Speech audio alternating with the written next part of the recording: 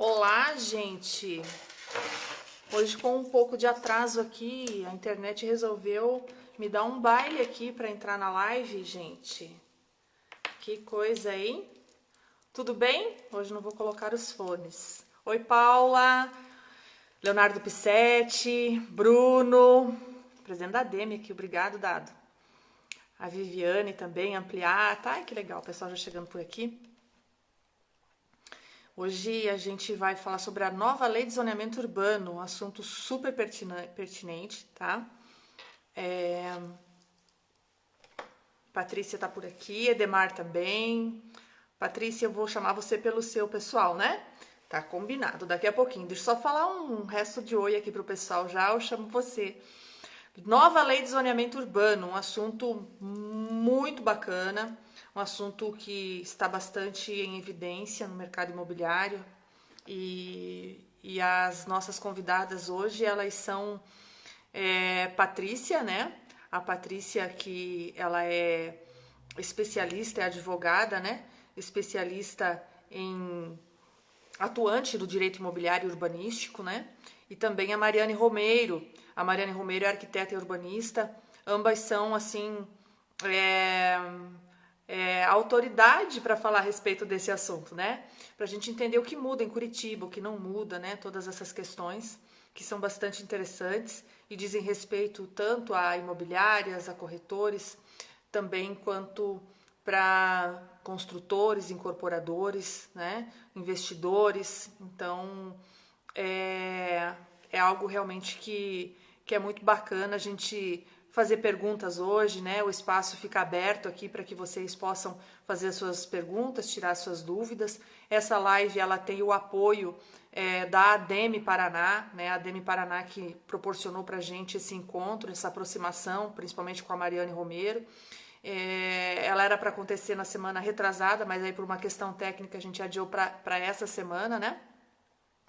Então aí é bem interessante que a gente aproveite todos os momentos e todas as informações que as meninas, né, que eu já tô íntima delas aqui, tô chamando de meninas, né, tanto a Mariane quanto a Patrícia.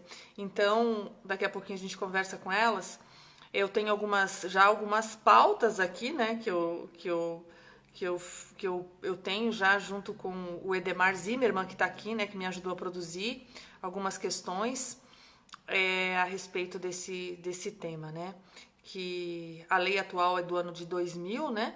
Então, tem algumas questões aí que vão mudar na cidade, né? E isso é necessário, né? Para uma cidade moderna, para a cidade continuar crescendo, para continuar tendo sustentabilidade social, né? Para o bom convívio das pessoas. Então, tudo isso é bastante importante. Então, Edemar Zimmermann, meu querido amigo e colega de trabalho, muito obrigado, tá? Pelo apoio aí também nessa live. Deixa eu mandar aqui um abraço para Yara, tá aguardando ansiosa o tema, né, Yara? Obrigada. Jean também aqui, o Elton, né? Vou mandar acenos, porque eu gosto de acenar, vocês sabem, né? Jefferson, também, abraço, Jefferson, Rafaela, Imobiliária Eugênio Lopes. Hoje eu conversei com o pessoal da Imobiliária Eugênio Lopes, lá do sul de Minas Gerais, muito legal.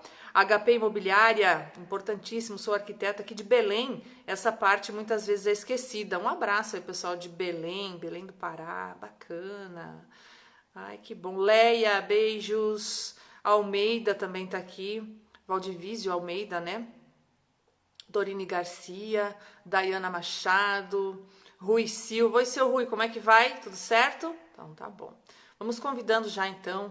Aí eu vou convidar pelo perfil da Patrícia, né? Então, vamos adicionar mais delongas, já iniciar a nossa live e falar sobre esse assunto tão importante que as pessoas têm diversas dúvidas a respeito disso. E hoje a gente vai tentar esclarecer, né? Bruno Freitas Barbosa, um abraço. Tadeu, corretor de imóveis também. Lorenzo tá aqui também. Aí, agora eu tô vendo as meninas acenderam a luz aí, né, Patrícia? Sim, boa noite. Boa noite, tudo bom? Estamos aí. Ah, ficou bom. Vamos ver se a gente escuta direitinho. Oi, Tatiane, tudo bom com você, querida? Eu tô bem, você, Mariane? Cadê você que eu não tô te vendo? Cheguei. Oi, que bom! Olha, hoje a gente vai, a gente tá sendo recebida aí na sala de vocês, é isso? É na sala de reunião aqui. Ai, que bacana! Tô Então, a vendo já gente o vai mapa de fazer um, Curitiba aí. acabamos fazendo um acampamentozinho com alguns banners, algumas imagens, para que o pessoal fique bem acolhido e a gente possa conversar bem sobre esse tema. Bacana, muito bem. Então, assim, a princípio eu já apresentei vocês assim de uma maneira mais superficial, mas Mariane Romero, arquiteta e urbanista, né, que aceitou o nosso convite. Aí a gente fez essa intermediação através da ADEME Paraná, né, que nos ajudou aí nessa aproximação. E a gente tem também a Patrícia, né, que a gente já vem conversando há algum tempo. Patrícia Hessel, falei certo o teu nome? É Hessel? Isso, é Valdivieso Resto, isso mesmo, tá? Olha só, Valdivieso Hessel, acertei, né? Para quem tem um sobrenome chamado Giloff, o que quer falar Hessel, né, Patrícia? Vamos combinar, né? Que é advogada, atua com direito imobiliário, e a gente tem aí duas excelentes profissionais e duas empresas, né? E também que atuam aí já há algum tempo. Mas vamos lá. A primeira questão que a gente quer falar sobre vocês apresentadas, por que a necessidade dessa revisão, dessa nova lei de zoneamento urbano em Curitiba? A lei atual ela é de 2000, né? Ou seja, 20 anos atrás, né, houve a publicação dessa lei. Então, qual é o impacto da lei de zoneamento no mercado imobiliário de Curitiba? Seria a primeira pergunta que eu tenho para vocês. Mariane, é contigo? Tati. Aham. Então, eu até vou mostrar um pouco aqui o mapa do zoneamento, né? Sim. O pessoal está vendo aqui atrás, né? O mapa Sim. aqui, esse mapa é o novo mapa do zoneamento, né? A nova legislação entra agora no dia 4, que é terça-feira que vem. E ele vai trazer uma série de novidades que eu vou explicar para todo mundo, já na sequência, né? Mas o que acontece? Nós temos o Estatuto da Cidade, que é um regulamento que exige que todos os municípios brasileiros, né, com mais de 20 mil habitantes, possuam o seu plano diretor, que nada mais é estabelecer diretrizes para onde a cidade vai crescer, para que o crescimento seja ordenado. Porque, por exemplo, vamos imaginar que Curitiba, vamos voltar no tempo, há 40, 50, 60 anos atrás, que ela era bem pequenininha, né, que Curitiba começou aqui pela zona central, como que ficaria se não houvesse todo esse direcionamento? Nós temos aqui toda a APA do Passaúma, né, que é a nossa preservação ambiental, nós temos aqui toda a APA do Iguaçu, então nós temos situações que a gente tem que tomar cuidado. Por exemplo, quando foi criado a cidade industrial, né, que foi no governo do Jaime Lerner, e foi colocada aqui nessa região da cidade, já foi previsto onde localizar as indústrias, de que forma que os efluentes iam ser tratados. Então, existe todo um pensar na cidade, né? Então, para isso, existe um plano diretor que organiza esse crescimento ordenado. Claro que a cidade, ela é um organismo vivo. São as pessoas que moram aqui que fazem esse traçado acontecer. Então, por mais que aconteça o plano diretor, que ele é revisto, né, a cada 20 anos, e diga as diretrizes, ainda assim, não necessariamente, a gente sabe se nós vamos conseguir chegar e alcançar qual o percentual de alcance positivo dessas diretrizes. Porque é a população que vai gerir sobre isso, né? Então, o plano diretor, ele ordena o crescimento. Agora, se houve no plano diretor atual, né, o que já está, o antigo, porque o novo plano diretor já entrou em 2015, né? Então, o plano diretor antigo, que estava vigente, ele dizia, por exemplo, tá, que, vou fazer, é hipotético, isso só para dar um exemplo. Claro. A região aqui norte da cidade tem que receber um adensamento e não recebeu porque a população não se apropriou dessa ideia, né? Então, o plano diretor e as leis de zoneamento, seus decretos e leis complementares, vêm para direcionar. Agora, como o mercado imobiliário vai se comportar, a gente nunca sabe, porque tem fatores externos. É só a gente ver hoje, né? A gente está com o ano de 2020 totalmente afetado pela pandemia e que afetou o mercado imobiliário, evidentemente, né? Todo o setor, todos os segmentos, né? Mas seria isso, então. Ah, que legal. Gente, é uma aula isso, eu tô impressionada, adorei. Pena que a live só tem 1 hora, mas assim, a gente tem muita coisa para aprender, tenho certeza. Quero mandar aqui um abraço pro Eduardo Kiza, que está aqui, presidente da Academia ADEME, Obrigado, Kisa, por estar com a gente aqui. Também a Raissa, enfim, eu vou parar, o pessoal da Vista Corp também, a Rosana da Galvão, um monte de gente bacana. Eu não vou mandar muitos abraços aqui, mas a gente está vendo todo mundo aqui, tá? Mais para a gente aproveitar todo o tempo das meninas. Já estou chamando vocês de meninas aqui, né? Sabe, porque a gente bate um papo descontraído 18h30, numa quarta-feira, já estou até me dando direito de chamar de meninas aqui, as amigas nossas que estão aqui. A gente fica feliz com esse... É legal, né, Patrícia? A gente já tá íntima, né? Porque a gente já conversa há mais tempo. Então tá certo. Acho que a gente vai começar agora, Tati, explanar um pouco já sobre a lei de zoneamento, porque como a gente está do tempo e a gente tem um material assim, praticamente extenso, a gente vai começar ali falando, mas se tiver dúvida, o pessoal quiser ir perguntando aqui, a gente vai parando para as perguntas também. Perfeito, vamos lá. O que principalmente vai mudar com essa lei de zoneamento, que é o que a gente quer saber, né? Conta pra gente, então.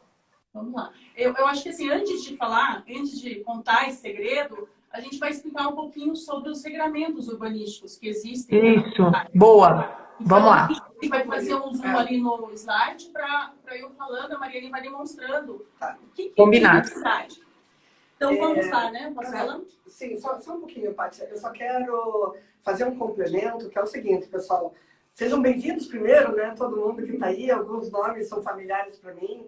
Fiquei feliz do meu amigo parceiro Eduardo, né, Eduardo? Então, muitas pessoas confundem legislações, tá?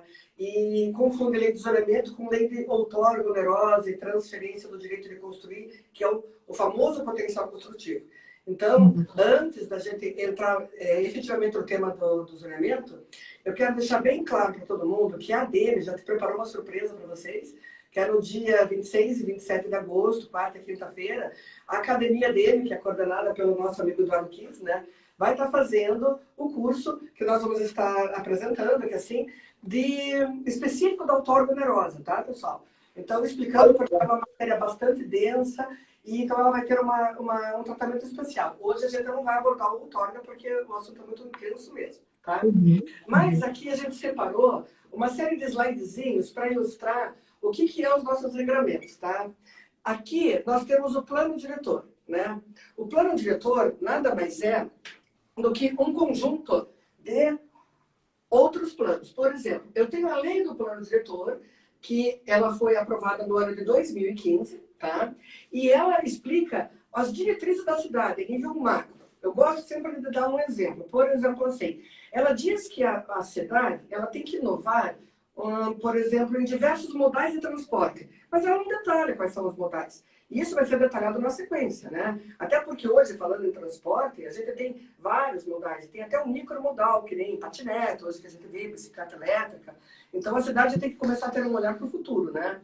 Então, além do plano diretor, que foi aprovado em 2015, ela trouxe as diretrizes, o que a cidade deveria de ter, mas não detalhou. Dentro dessa lei do plano diretor, tem a principal lei, que é a lei de zoneamento, uso e ocupação do solo. Que quer dizer, quais são os zoneamentos que a cidade tem. Para quem não se familiariza muito com o tema, então, como a gente não sabe, eu não conheço todo mundo que está chegando aqui na live, né? Quem está chegando aos poucos que também sejam bem-vindos, né? Os zoneamentos, os compartimentos urbanos não são delimitações de bairro, tá, pessoal? Só para fazer uma diferenciação. Então, o que a gente tem? A lei de zoneamento, ela pegou um compartimento urbano e denominou, por exemplo, os R4, né? O uso que pode fazer nas R4, é o uso habitacional, não habitacional, né? A ocupação do solo, de que forma eu vou ocupar esse solo, o que eu posso construir, quanto de altura, coeficiente, né? E legislações complementares, que são os diversos leis e decretos que complementam a lei de zoneamento. Por exemplo, a gente tem uma legislação específica da Zona Central, né? Porque a Zona Central tem prêmios e incentivos diferenciados. Uma legislação específica do setor estrutural, né? O setor estrutural, para quem não conhece, é o nosso eixo trinário do transporte coletivo. Por exemplo, a República Argentina, né, que eu tenho uma via central específica para o transporte, e os dois binários, que são as duas vias rápidas, né? Que vai e que vem. Então, nós temos diversos regramentos que são apensos à lei do zoneamento, uso e ocupação do solo. Uma delas, inclusive, a lei de outorga, né? Que já foi aprovada e está para ser sancionado agora pelo prefeito, né? Depois nós temos os planos setoriais. Os planos setoriais são os grandes planos que a cidade precisa fazer para atender o que foi disposto no plano diretor, tá? Sim. Na sequência, nós temos os planos regionais. O que seriam os planos regionais? Quando a gente olha a nossa cidade, todo mundo conhece que nós temos as ruas das cidadanias, né? As ruas das cidadanias têm as suas regionais. Significa dizer que é como uma mini prefeitura em diversos pontos da cidade, né? Essas regionais, elas têm projetos específicos para elas. São diferentes uma das outras, né? Por exemplo, uma regional em Santa Felicidade, que tem toda uma área de preservação ambiental, Lindeira, APA do Passaúna, ela tem um tratamento diferente. Uma regional, por exemplo, lá na Fazendinha, que já pega a área de cobertura da cidade industrial, da zona industrial, é outro tratamento. Por isso que nós temos aqui o plano regional, que são específicos das regionais. Depois nós temos os planos estratégicos, que são planos especiais do governo, né? Então, o governo, para pensar em cidade, ele cria também os planos estratégicos dele, para ajudar ele a conseguir cumprir com todas essas propostas. E, por último, o monitoramento, né? O monitoramento é onde o município ele monitora se todas as ações, todas as propostas estão cumprindo o rito de atender a lei do plano diretor. Se não está cumprindo o rito, no decorrer dos anos, vão saindo alguns decretos complementares que ou eles restringem o uso e ocupação de uma região, ou ele cria um prêmio, um incentivo para outra região, quando eles querem balizar, pôr as rédeas no crescimento ordenado da cidade. Seria isso aqui. Esse slide que nós preparamos, Paty, você podia explicar isso aqui? Isso aqui já é bem na parte da legislação, vou deixar para advogado, né? Então, você vai contando e eu vou explicar. Sim. Então, é o seguinte, a gente fez uma timeline para a gente saber onde estamos agora com o regramento em Curitiba urbanístico. Então, em verde, né? Tá me ouvindo bem? Sim, perfeito. Em verde, a gente colocou aqui a lei de zoneamento, né? Que é a lei 15.511 de 2019. Por que está em verde? Porque ela já foi aprovada e vai entrar, né, em vigor agora, dia 4 de agosto. Já semana que vem. Semana que vem. Então tem que estar todo mundo afiado aí, que semana que vem já está lá, a lei já está vigente. Eu quero só fazer um parênteses, tá? Porque muita gente vai também fazer essa pergunta. Nós temos um decreto, acho que é 915, se não me engano, né? E saiu agora recentemente, que estabelece os prazos para aprovar a nova lei, né? Então, isso é importante, porque até então estava todo mundo desesperado. Meu Deus, a lei vai entrar dia 4, terça-feira. Desculpa. Se eu, então, quero aprovar pela lei atual, que é 9.800, porque para o meu caso, para o meu terreno, ele é mais benéfico, né? Eu teria que protocolar tudo até o dia 4. Então, esse decreto, né, 915, ele vem trazendo novidades que está espichando esse prazo, né? Então, quem tiver interesse, baixa o decreto lá no site da prefeitura, vai olhar, porque tem vários prazos diferenciados, para quem já tem o licenciamento do alvará, para quem tem a certidão de aprovação do alvará, que é o projeto está aprovado, mas ainda não dá direito a iniciar as obras, tá? E para quem está apresentando o projeto. Então, ali vem bem explicadinho. Então, vai ter tempo todo mundo para aprovar seus projetos, inclusive o prazo de validade da Guia Amarela, a Guia Amarela pela lei atual, que é 9.800, né? Então, é importante explicar isso, senão vai estar todo mundo passando esse fim de semana sem dormir. Olha, isso que eu ia falar. Esse final de semana ia ser tenso. Vai ser tenso. Mas já que você deu essa novidade, qual que é o número do decreto, Mariane? Só um minutinho. Só um pouquinho que eu estou com ele aqui em cima da mesa. Aqui é 915. É o 915. Então, pessoal. Ele saiu agora recentemente, acho que faz umas 2 semanas, tá? Perfeito. É um decreto que estabelece os prazos. Então, como, né, Tati, a nossa live é só alegria, né? Então vamos só fazer alegria. Não, isso que eu falo. Já podem respirar, já podem dormir no final de semana. Então, Tati, vamos voltar aqui? Então, continuando, em amarelo, a gente colocou aqui, são as legislações que já estão praticamente aprovadas, mas esperando alguma interferência do poder público. Por exemplo, na outorga onerosa, que é uma lei bem polêmica, que é essa que a gente comentou, que a gente vai fazer, né, na academia, a DEME, só sobre essa lei, ela só falta agora ser sancionada pelo prefeito. Então, já passou pela Câmara de Vereadores, então está faltando só essa interface. A outra lei que a gente colocou ali também em amarelo, que é a lei número 3, é incentivo construtivo e limitações, áreas não computáveis, né? Então, em relação a essa lei, ela ainda falta aprovação da Câmara dos Vereadores. Então, elas estão ali para entrar, elas são complementos, né, à lei de zoneamento, mas ainda faltam, né, algum instrumento para poder estar vigente. Então, o que a gente que vai entrar na semana que vem é a lei de zoneamento. Ainda, né, nesse pacote que a gente colocou, é importante ressaltar que ela precisa de outros complementos para ela ficar completa. Então, na Lei 4, não sei se vocês estão enxergando ali o slide, é o pacote ambiental. Então, o pacote ambiental é o setor de saneamento ambiental, as áreas verdes, né, unidade de conservação. Então, essa ainda está faltando estudo, né, para poder depois passar pela Câmara e ser sancionada pelo prefeito e entrar em vigor. Perfeito. A gente colocou ainda ali como Lei 5 o pacote de habitação social. Então, aí de regularização fundiária, as cotas, aí também precisa de estudo, né, para poder depois entrar em vigor. A 6, instrumento de estudo de impacto de vizinhança, né, que é bem importante também, faz parte do pacote. Eu quero fazer um complemento nessa parte, que é o seguinte. Hoje nós temos, no decreto de sistema viário, estabelecido que qualquer empreendimento comercial com mais de 5.000 metros quadrados, ele necessita de um RAP, que é o Relatório Ambiental Prévio. O Relatório Ambiental Prévio, para quem desconhece o termo, né, por ele ser, assim, receber um nome ambiental, às vezes a pessoa fala, mas é só porque eu vou ter um bosque, ou eu tenho um rio, uma nascente. Não.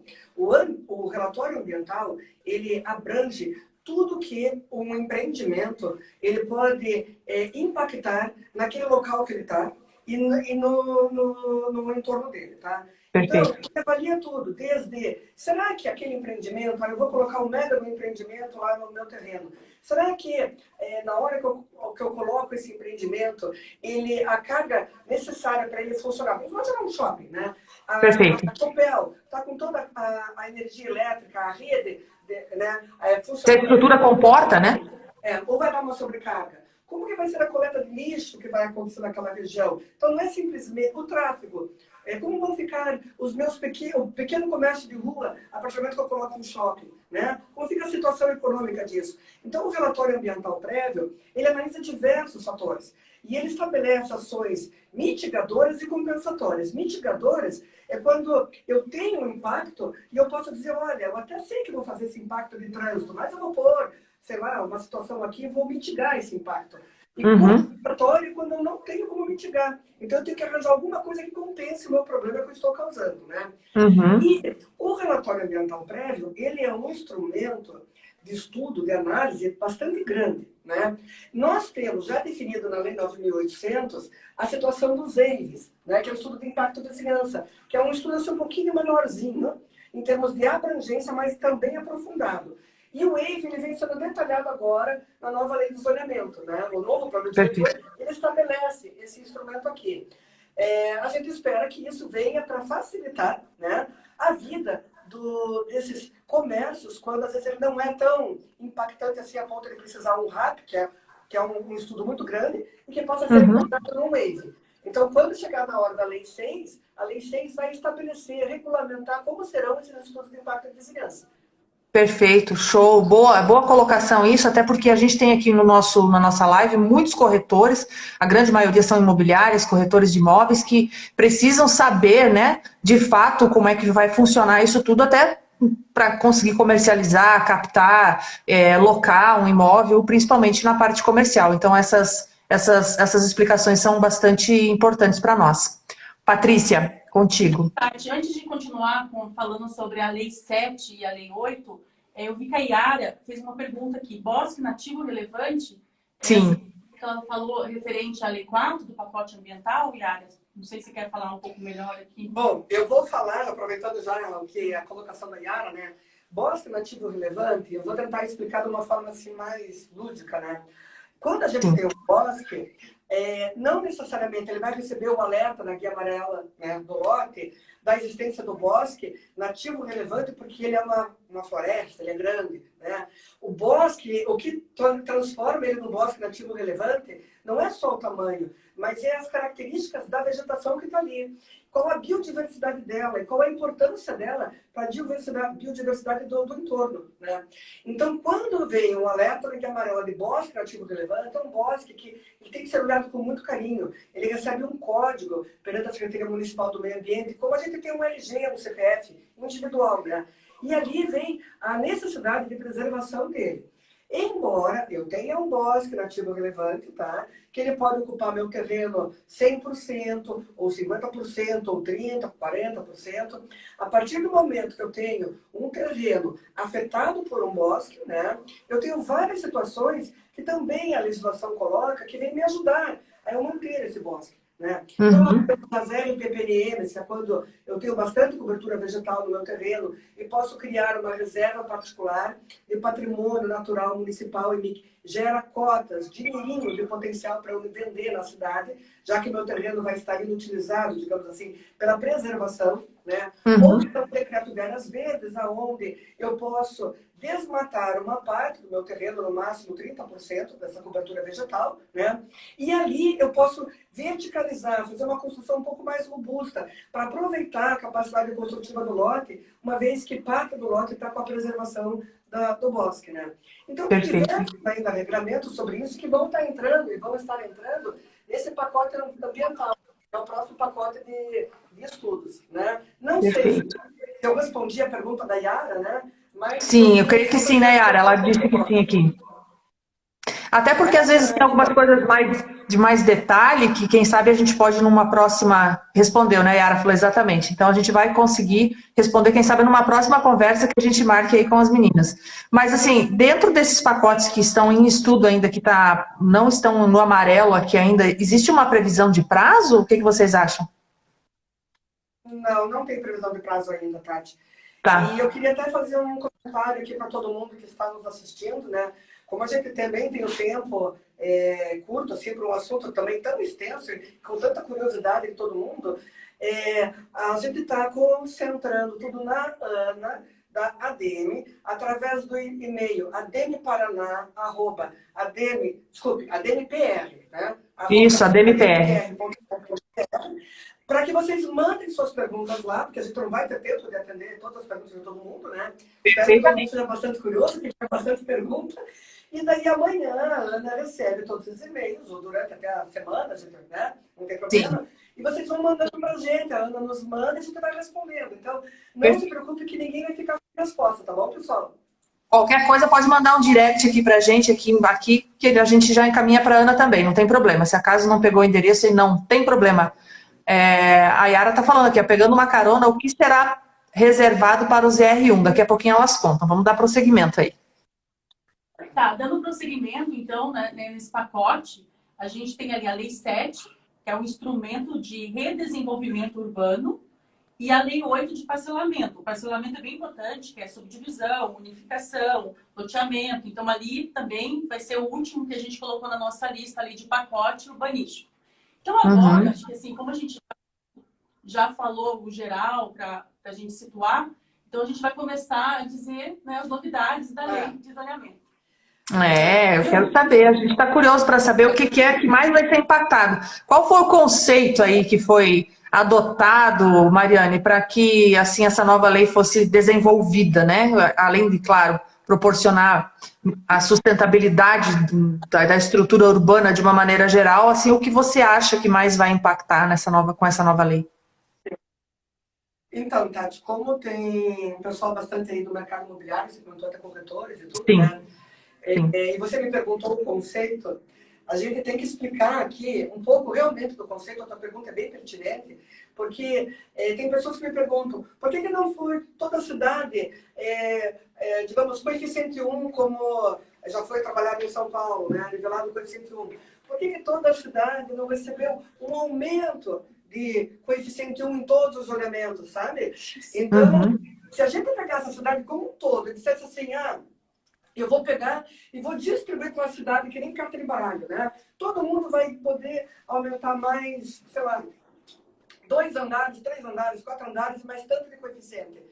seria não ter pensado em como a cidade cresceu e se desenvolveu de forma orgânica ao longo dos anos. Né? Não dá para pensar na cidade de uma forma estanque, que nem eu vou tipo, fazer uma upgrade no meu carro, agora eu vou fazer uma película diferente, vou pôr uma roda diferente, porque o carro vai ser sempre o mesmo carro. Né? Aqui é diferente, nós estamos falando de uma cidade. Quando ela foi projetada, ela tinha um norte, umas diretrizes, isso tem que ser respeitado. E isso é um conceito, que até eu explico aqui um pouquinho, tá? Então, quando nesse desenho, a gente está focando nesse slidezinho agora aqui, né? Explica que a cidade, quando ela foi idealizada, ela tinha aqui em azul a BR, né? Que hoje é a nossa linha verde, né? A BR-116, que é a nossa linha verde, né? Nós tínhamos aqui, onde eu estou traçando aqui essa linha verde, o nosso eixo norte-sul, que ele começou, o eixo com o uso do transporte coletivo, começou inicialmente saindo, né, ali da Praça do Japão e pegando a República Argentina, né? E que é o que a gente chama do nosso setor estrutural, composto pelo eixo trinário, que é a via do transporte coletivo e as duas vias rápidas, né? E nós tínhamos aqui o eixo também leste-oeste, e aqui a Marechal Floriano.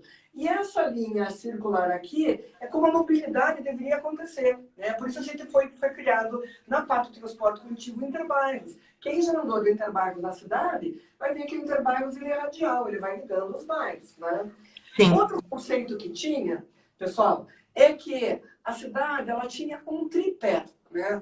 Um tripé era o uso do solo. O que eu posso construir em determinado zoneamento, determinado compartimento urbano. Outro era o transporte público. Para que eu coloque as famílias morando em tal região, eu tenho que levar o transporte para aquela região. Né? Porque nem todo mundo, vamos pensar ao longo dos anos, né? Vamos voltar no tempo, não era essa loucura que todo mundo tem automóvel. Hoje em dia, todo mundo pode comprar um carro, é bem diferente. Né? E a outra parte do tripé é o sistema viário. O sistema viário eu gosto muito de falar, porque as pessoas às vezes se atrapalham um pouco em falar sobre zoneamento. É muito importante, pessoal, quem são os corretores aí que estão assistindo nossa live, quando pega uma guia amarela e verifica lá, a guia amarela, por exemplo, rua Brigadeiro Franco. Tá? A Brigadeiro Franco é uma via de tiro longo. Ela sai lá de baixo da Venceslau Brás e vem chegar até aqui nas Mercedes, né? Sim. Ou seja, ela passa por vários bairros e por vários compartimentos de zoneamento, compartimentos urbanos, né? Então, ela passa por trecho de 02, trecho de 03, ela vem vindo. E no decorrer dela, do tiro dela, que é a extensão dela, ela tem características diferentes. Tem hora que ela já tem um perfil comercial, tem hora que ela é um perfil extremamente habitacional. Então, o sistema viário, ele recebe uma hierarquização. De que forma? Uma via de bairro, daquela mais simples, ela se chama uma via normal. Tá? Depois, quando ela começa a ter um perfil que é só para fluxo de carro, como uma José de Alencar, ela é uma via prioritária, porque a ideia é o fluxo de carro. Quando ela já vai para ter um perfil mais comercial, ela já é uma via coletora, porque ela coleta uma população em volta, trazendo o uso misto, comércio, uso não habitacional com uso habitacional. E quando a via é maior ainda, que ela liga vários bairros, e ela vai ainda poder ligar com a região metropolitana, se chama via setorial, porque ela atravessa setores, liga setores. E daí a capacidade construtiva dela é bem maior. Né? Então, o sistema viário, ele manda no zoneamento. Por exemplo, eu posso ter um zoneamento de uma ZR2, né? Aí para os corretores, uma pegadinha. Né? Eu tenho um zoneamento ZR2, via normal, e tem um terreno lá de 30 mil metros quadrados que eu poderia, lá perto do Tatuquara, lá para baixo, na região sul da cidade. E que eu poderia fazer a Minha Casa Minha Vida só se for de casas, de residências, porque eu não posso fazer habitação coletiva. Agora, se a minha via é uma via coletora ou uma via setorial, que ela é encorpada, né, como eu falei, para os usos não habitacionais e habitacionais, ela já me permite fazer o uso da habitação coletiva, onde eu posso pôr o empreendimento Minha Casa Minha Vida. Né? Então, o empreendimento Minha Casa Minha Vida em 02, só se na guia amarela aparecer que é via coletora ou setorial, que é uma via classificada, senão não vai conseguir. Perfeito. É importante saber que o sistema viário é um dos tripés aqui da nossa lei de zoneamento, já era conceituado isso antigamente, né? E que a lei de zoneamento, desde quando foi feito o Plano Agache, já previa a cidade em formato de pirâmide. O que quer dizer? Eu vou andando pela cidade, como está a foto aqui embaixo, né? Eu tenho o meu setor estrutural, que é a altura livre, depois eu vou descendo para umas R4, umas R3, umas... Acho que deu uma pequena interrupção aqui na nossa internet. Você olha a cidade e você já faz a leitura espacial da cidade. Você consegue, um corretor que conseguir fazer uma leitura espacial da cidade pela verticalização, ele já consegue mais ou menos ter uma noção de onde está o zoneamento deles. Boa, boa. Tinha dado uma pequena interrupção na internet aqui, mas já voltou tranquilo, não perdemos nada, tá tudo certo. Então tá bom, perfeito. Bom, esse slidezinho aqui, vamos ver aqui se a nossa equipe, só um pouquinho, pessoal, que a gente está dando uma... Gente, vocês tiveram uma estrutura sensacional para essa live. Estou adorando, gente. É uma aula. Eu acho que a gente vai ter que pedir para o Mark Zuckerberg liberar 1 hora a mais para a gente de live hoje aqui. Ah, olha só. Então, mas eu vou tentar apurar, tá? Aqui, sabe não tem problema. Vamos lá. Qualquer coisa a gente marca uma segunda live, não tem problema. É isso aí, o pessoal tá adorando aqui, tá todo mundo super prestando atenção, né? A Yara tá mandando um abraço também, o pessoal aí de Minas Gerais. Depois a gente manda muitos abraços aí, Capanema. Beijo pra você. Obrigada aí pelo teu carinho e pela tua presença. Josué Pedro também, da José Souza Imóveis. Pessoal do Avalion, pessoal da Tantos, pessoal da Rede Bi, pessoal da Rede Imóveis. Tem um monte de gente legal aqui. Muitos corretores, construtores, incorporadores. Pessoal da ADEME também. Carlos Biava também, abraço. Obrigado, Carlos. Obrigado pelo carinho seu. Lúcia também. E o pessoal mandando coraçãozinho. Tô adorando. Vamos lá, Mariane, me conta mais. Você estava falando, então, dessa... Muito legal esse sistema de pirâmide, perceber isso. Da pirâmide, do conceito pirâmide da cidade, né? E isso. do sistema viário, porque é fundamental. Não tem como falar em isolamento se não falar do decreto do sistema viário. Tranquilo, pessoal? Tranquilo. Aqui, ó, eu vou explicar um pouco o que é o sistema viário, porque, por exemplo, um corretor de imóveis, né, ou um construtor, um incorporador, ele vai falar assim, ele vai chegar para o corretor e falar, me acha um terreno para então fazer um Minha Casa Minha Vida. Claro que um terreno para fazer um Minha Casa Minha Vida, que ele dê um retorno de VGV ideal, eu tenho que ter um terreno com o meu metro quadrado o mais baixo possível. Óbvio, eu vou ter que procurar a região mais afastada da cidade. Então, o corretor já tem que saber que ele vai ter que procurar uma via classificada, senão ele não põe. Ou, se ele vai num setor especial, ou CIS, Setor Especial de Habitação de Interesse Social, por exemplo. Né? Ou então chega um construtor, um incorporador e fala assim, olha, eu quero fazer um build suite, né? Um centro comercial, build suite, tal, e lá eu vou pôr diversos franqueados. Então, e eu quero construir algo mais ou menos em torno de 3.000, 4.000 metros quadrados de uso comercial, que é o uso não habitacional. O que acontece? O corretor tem que saber que ele vai ter que ir para uma via classificada. Não adianta pensar, eu vou numa R3, eu vou numa R4, esqueça. Só se for via classificada. Né? Então, é muito importante o sistema viário para isso, tá? Esse slide aqui, Cássio está filmando nesse slide? Tá. Sim, a gente está vendo você. Ele está perspectivado, tá? O mapa da cidade, né, do zoneamento, em cima da foto do Google, tá? Para vocês terem uma noção. Está passando aqui. Estamos arrumando, pessoal. Desculpa que deu uma falha aqui no nosso... Não tem problema. Aqui é igual o programa do... Quem sabe faz ao vivo, Mariane. É isso mesmo. A gente está com medo de ficar com pouca bateria no celular, então estamos tentando ligar os celulares, né? E considerando que assim nós não somos da formação de engenheiro eletricista, né? Então a gente acaba que se virar em 10. Mas vocês são top, vamos lá. Mas voltando aqui, eu tenho... Quais são as classificações que a gente tem nas nossas vias, né? A via do nosso eixo estrutural, que é a Minha Via do Transporte, como eu falei, por exemplo, onde a gente tem a República Argentina, né? A via prioritária, um exemplo do José de Alencar, prioridade é trânsito, carro, né? Então, eu não consigo construir um comércio numa via prioritária. Eu até posso explorar uma residência para o uso comercial, num horário mas eu não vou conseguir construir ali, porque a prioridade é carro, né? É o trânsito, mobilidade, né? E eu tenho a via setorial e a via coletora, que são as vias mais robustas da hierarquia e que vão permitir situações de usos não habitacionais maiores, né? Inclusive do uso habitacional também maior se quiser comprar o potencial construtivo, que é a nossa nova palestra, né? Nossa próxima palestra, que é a lei da outorga e transferência. Perfeito. Nesse mapa aqui, quando a pessoa olha o mapa de zoneamento, ela vai ver todas as ruazinhas. Eu não sei se aí o pessoal está conseguindo ver ou não, né? Mas eu tenho um monte de rua verde claro. Verde claro são as minhas coletoras. Eu tenho um monte de vias que são azulzinho. As azulzinhas são setoriais. Prioritárias, as roxinhas, que a prioridade é trânsito. Né? E a estrutural vermelho, que são os nossos eixos aqui, né? Então, o sistema viário ele é muito importante ter o domínio do que pode através das vias, porque é nelas que a gente vai conseguir pôr empreendimentos diferenciados. Nós vamos chegar agora aqui nesse slide aqui. Eu vou sentar um pouquinho para ficar na altura do slide, né? Tá bom. Oi.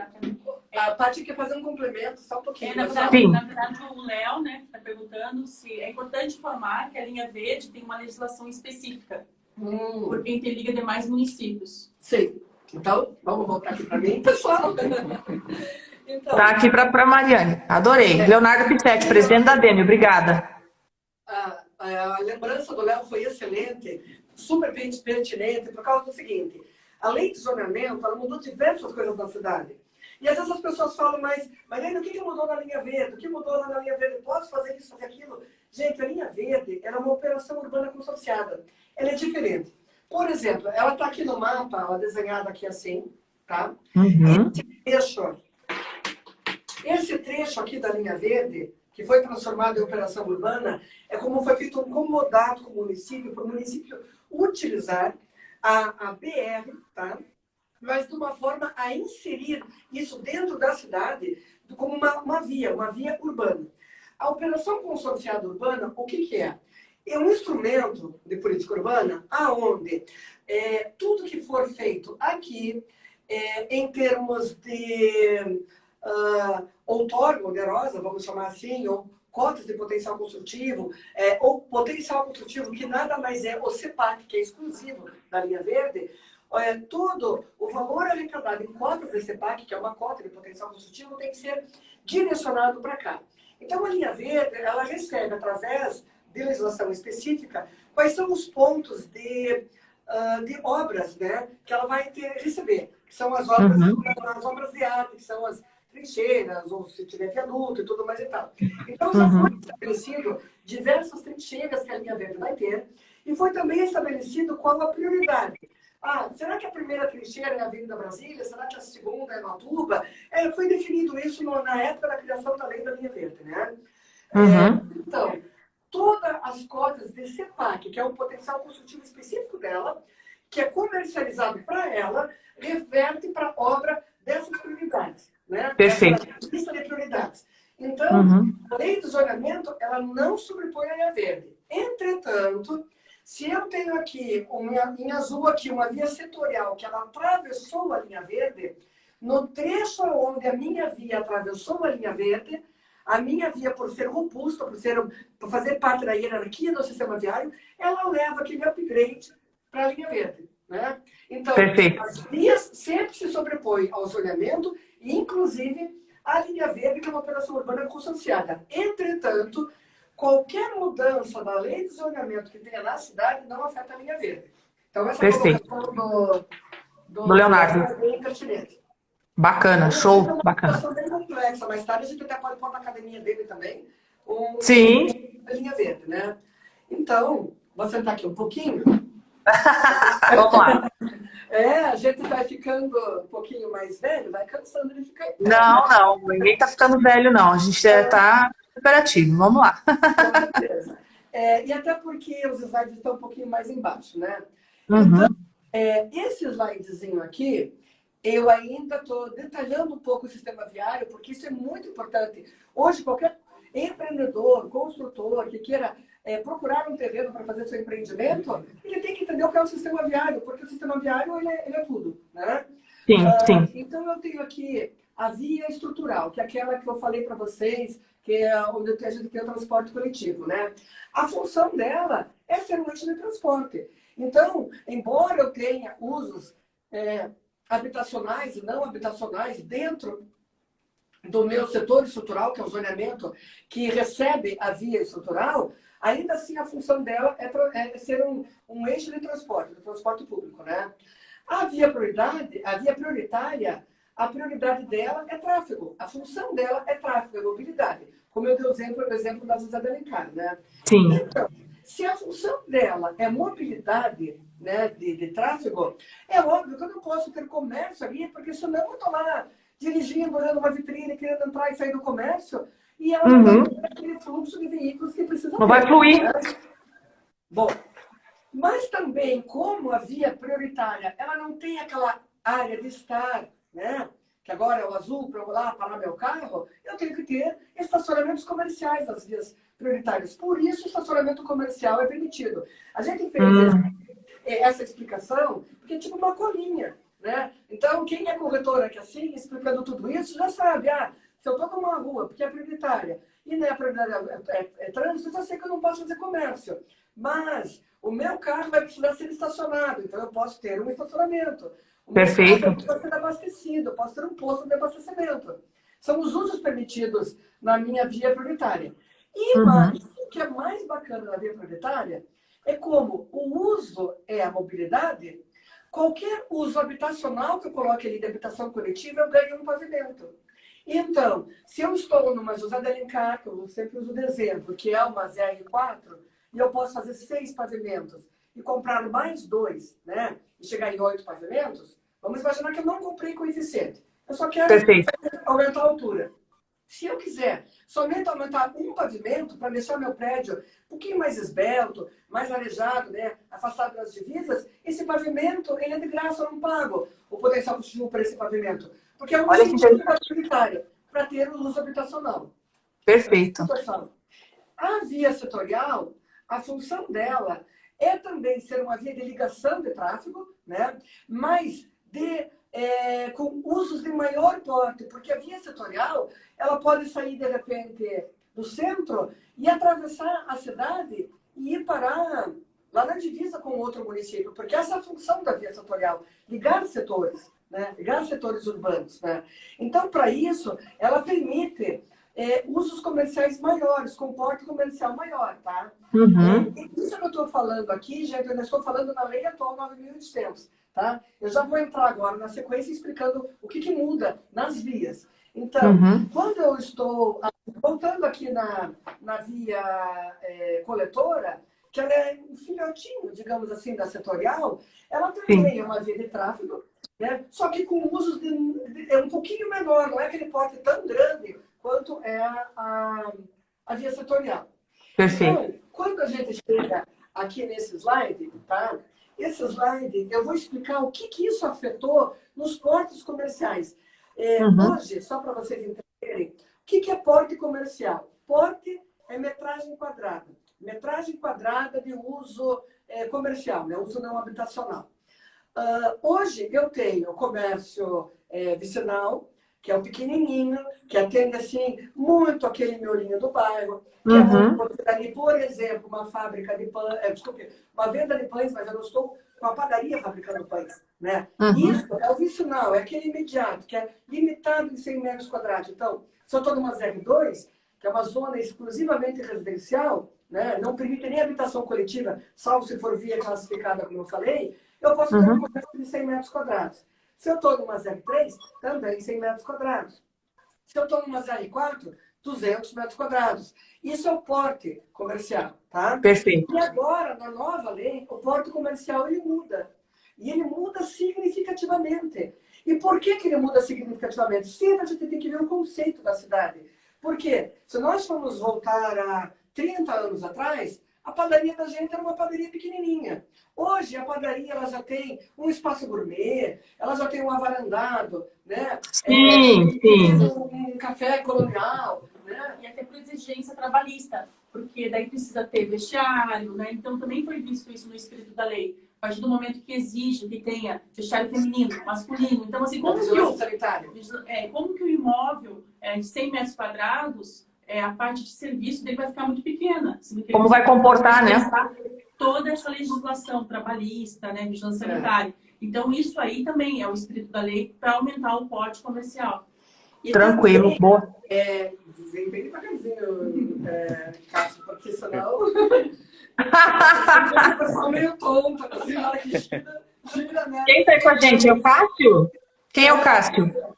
Bom, gente, mas a gente tá com um cameraman aqui que é um baita de um arquiteto, hein, pessoal? Perfeito, um abraço aí pra ele. Aqui a gente tá, assim, se vira nos 30, né? Mas estamos juntos e estamos conversando sobre um tema tão bacana. Bacana, show, vamos nessa. Mas então, voltando ao porto comercial, que nem a Paty falou, também tem uma outra coisa. Ao longo dos anos, a gente começou a ter franquias. E as franquias, muitas vezes, são de franquias de multinacionais, né? Que têm seus regramentos. Então, a cidade tinha que se adaptar a esse novo cenário também econômico. Então, a gente tem hoje comércio e serviço de pequeno porte, que hoje é 100 metros, ele está indo à nova lei de 200 a 400. Veja, gente, 400 metros quadrados e quadriplicou o porte hoje de um 100 metros de sinal, tá? Pois é. É uma coisa super bacana, né? Bom, o médio porte, que era de 200 metros quadrados, tá?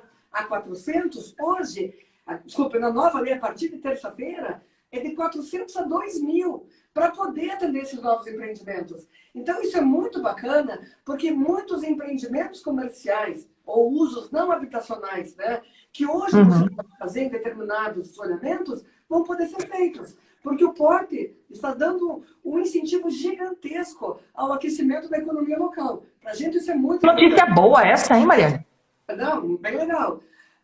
Outra coisa, é o comércio e serviço de grande porte. Né? O de grande porte, antes, a gente tinha, dependendo de onde nós estávamos, né? Nós tínhamos só acima de 400, ou acima de digamos, 2.000 metros quadrados. Né? Agora, não, é liberado, acima de 2.000. Claro, quando a gente fala liberado, sempre tem que ver qual é o zoneamento, qual é o coeficiente, que pode é um limitador, que é um parâmetro urbanístico limitador. Né? E se na hora que eu vou pôr aquele meu empreendimento ali, se eu vou atender estacionamento, outros parâmetros urbanísticos, né? E se eu vou atender também o meu relatório ambiental prévio, dependendo do empreendimento e do porte comercial dele. Se eu vou atender o WAVE, que a gente falou aqui em cima, né? Então, são coisas assim que é um pacote de condicionantes que tem que estar estabelecidos e tudo casado. Mas, se a pessoa consegue fechar esse pacote de todos os parâmetros urbanísticos, o novo regulamento agora, ele vem trazendo um upgrade gigantesco de incentivo à área econômica da cidade. Isso é uma coisa muito bacana que veio. Tá? Bacana. Bom, que acontece aqui? Aqui nesse slidezinho aqui, eu vou explicar o que mudou na via setorial, que é aquela bem grandona e que permitia os maiores empreendimentos da cidade. Tá? Então, aqui, o que acontece? Hoje, tá? Eu posso ter um comércio e serviço até 10.000 metros quadrados. Claro que muitas vezes o uso do que eu quero pôr é um uso permissível, tem que ser a critério de uma avaliação do Conselho Municipal de Urbanismo, né? Cada caso é um caso. Não quer dizer que toda a minha via setorial hoje, eu vou colocar os 10.000 metros quadrados no fixo da lei. Tem que ver a característica do meu terreno, do meu empreendimento e, às vezes, o olhar também do Conselho Municipal de Urbanismo. Né? Agora, nessa nova lei de zoneamento, a via setorial ela vai se dividir em duas. Via setorial 1 e via setorial 2. Por quê? As ruas elas não são totalmente iguais. Por mais que eu pegue uma rua, por exemplo, uma Mateus Leme, que é uma via setorial, ela tem uma caixa de rua é a largura da rua, tá? Ela tem um tiro, que é o comprimento dela, e uma ocupação que aconteceu ao longo desse histórico de anos, que é diferente, por exemplo, da Salgado Filho, que é outra via setorial, né? Então, cada uma tem seu DNA próprio. A partir do momento que ela tem seu DNA próprio, o que a nova lei ela vem trazendo? Ela separou aquelas vias que já estão, assim, digamos, no limite da saturação e colocou como uma setorial 2, onde limitou 5.000 metros quadrados o porte comercial.